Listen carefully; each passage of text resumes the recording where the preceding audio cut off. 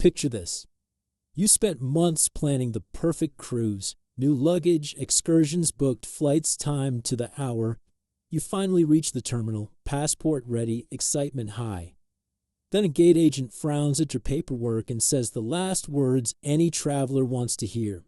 "I'm sorry, you agreed to this in your contract." Suddenly, your entire trip hangs on a few lines of legal fine print you never read. You signed it automatically, like everyone else, when you clicked accept.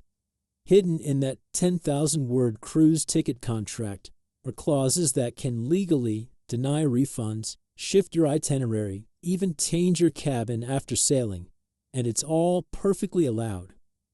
Most cruisers don't realize that by accepting the ticket, they've entered one of the most one-sided agreements in the travel industry. What looks like a harmless confirmation email is actually a binding maritime contract. It's written by corporate lawyers, not guest service teams, and it gives the cruise line broad powers to protect their operation, not your wallet. Savvy travelers, however, know better. They don't skim and sign. They zero in on three crucial sections, the ones that determine whether they're protected or powerless when something goes wrong. Because the real danger isn't missing a port or losing a perk, it's discovering too late that the cruise line was never obligated to compensate you at all. Now, let's start with the most expensive hidden clause, the one that gives cruise lines the right to change your vacation overnight. Before we dive into the clauses themselves, it's important to know where this insight comes from. These aren't just theories or rumors, they're drawn from real-world examples.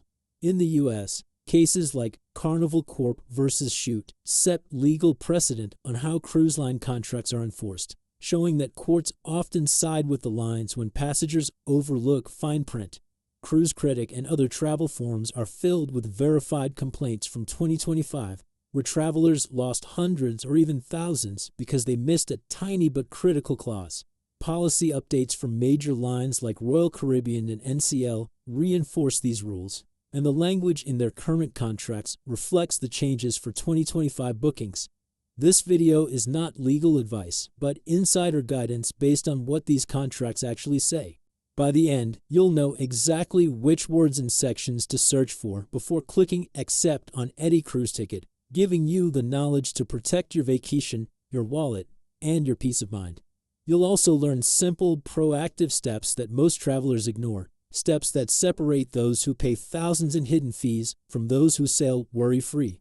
Clause number 1 hits before you even board. It's the reason you can lose everything if you miss embarkation by 5 minutes. For clarity, when we talk about cruise contracts in this video, we're focusing on the 2025 ticket contracts from major lines: Royal Caribbean, Carnival, NCL, MSC, Celebrity, and Princess. Each of these agreements governs the terms of your voyage, from embarkation to disembarkation, and includes sections covering itinerary changes, cancellations, medical responsibility, and even photography consent.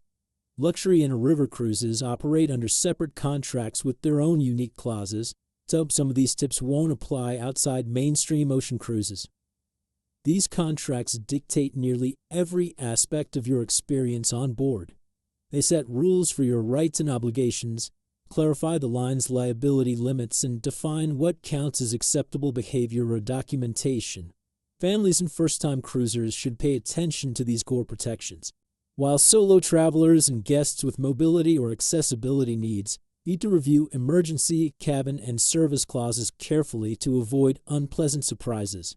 Now let's start with the clause that burns thousands in lost cruises every single year. Miss your ship by 10 minutes and you could lose every dollar you spent on the cruise, including taxes, gratuities, and excursions. This is not fear-mongering. It's exactly what cruise line no-show clauses allow. These clauses give the lines the right to retain full fare if a passenger fails to board on time, regardless of the reason. Even a delayed flight, traffic jam, or missed shuttle doesn't usually qualify as an excuse. Royal Caribbean's guest responsibility section explicitly states that failure to embark on time is the passenger's risk, and Carnival's embarkation cutoff policy enforces similar rules. Most cruisers assume travel insurance alone will cover these scenarios, but that's a common mistake. Many standard policies exclude missed embarkation due to transportation delays, unless you purchased a specific trip interruption add-on. The pro move is simple. Book flights that arrive at least a day early, or choose packages like Air to Sea or Fly to Fun that guarantee protected transfers from the airport to the ship. This small buffer can save hundreds or even thousands of dollars. Pro tip: some premium credit cards such as Chase Sapphire or Amex Platinum offer a trip interruption reimbursement if your flights are booked on the card. Document everything, flight confirmations, boarding passes, and hotel stays, to maximize your claim if needed. Planning ahead and understanding these clauses turns what looks like a risk into manageable protection. Even if you board on time, the next clause can change your entire itinerary with zero refund. They can skip your dream destination, and you agreed to it the moment you accepted the cruise contract.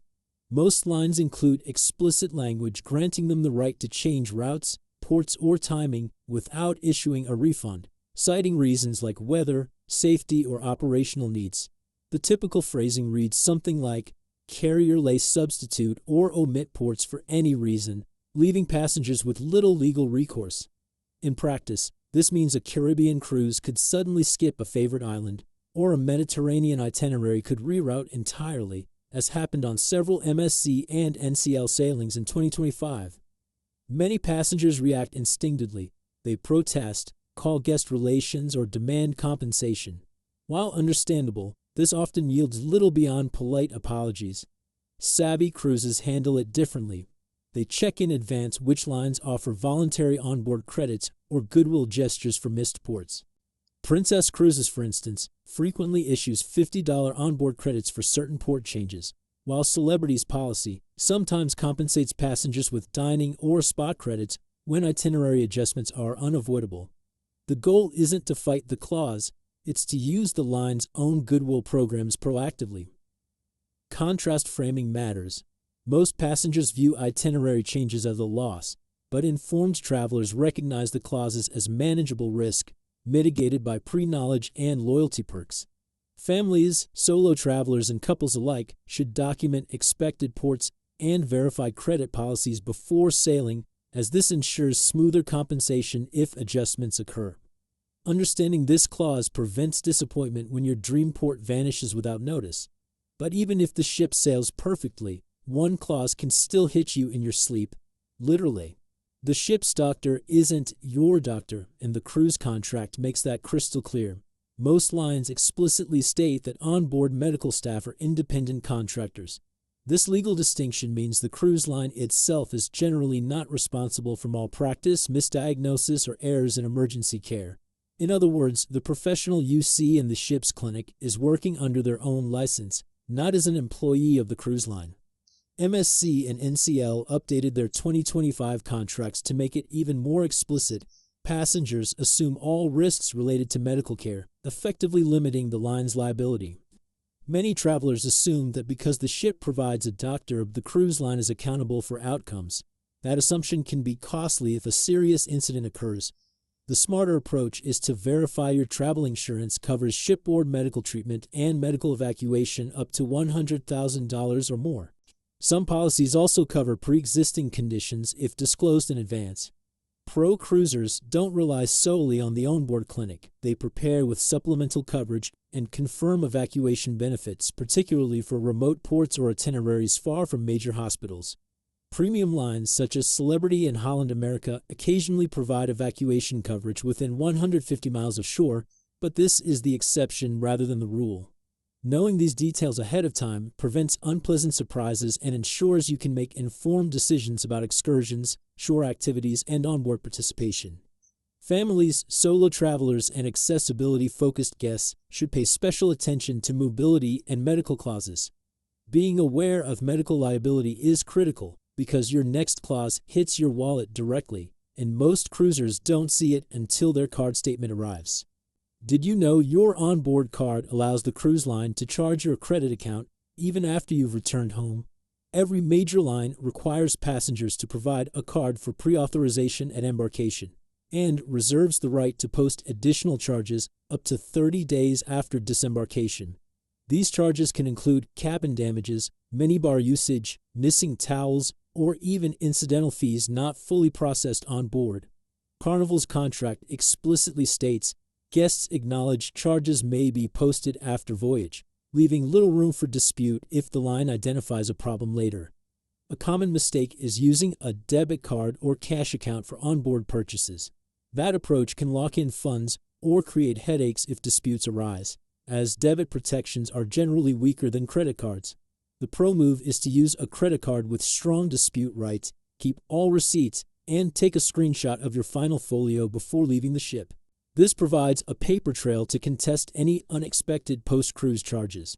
Families should note that minors' cards linked to parents' accounts can inadvertently trigger large charges if limits are not checked through the cruise app, so monitoring is essential. Solo travelers should also confirm card limits to prevent declines during the voyage. By understanding how automatic charge authorization works, you can enjoy your cruise without fear of surprise bills.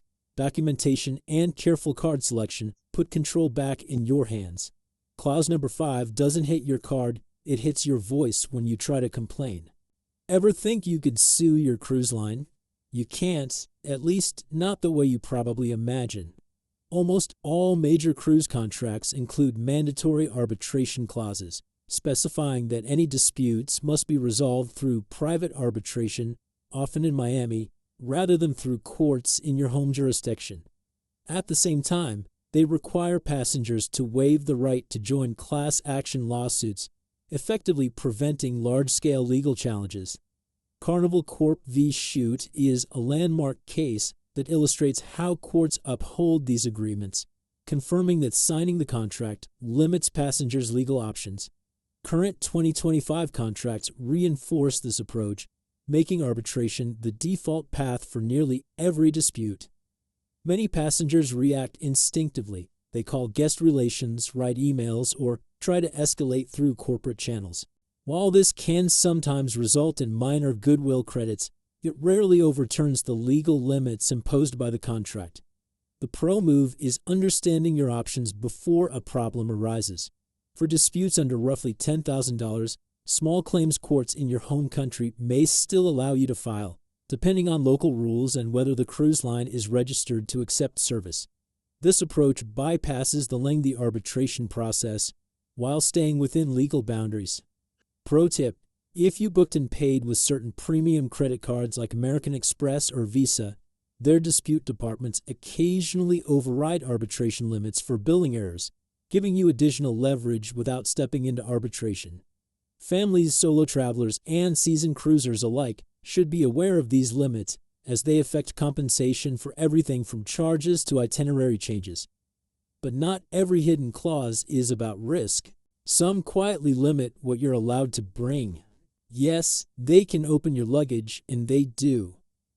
Updated 2025 cruise security clauses explicitly authorize crew to inspect personal belongings and confiscate items ranging from power strips to CBD gummies, alcohol above allowed limits, and vaping devices.